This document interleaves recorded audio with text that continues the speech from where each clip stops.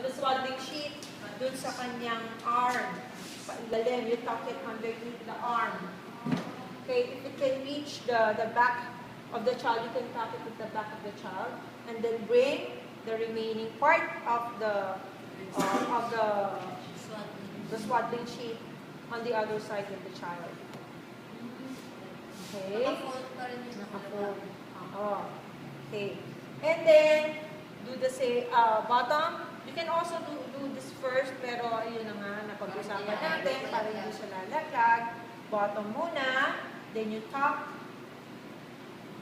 and the other side. And then top. It's easy.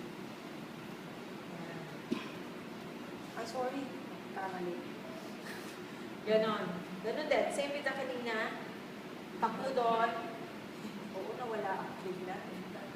Kailangan niya. Yan. So as you can see, naka-expose yung kanyang chest. Okay? Naka-expose yung kanyang chest.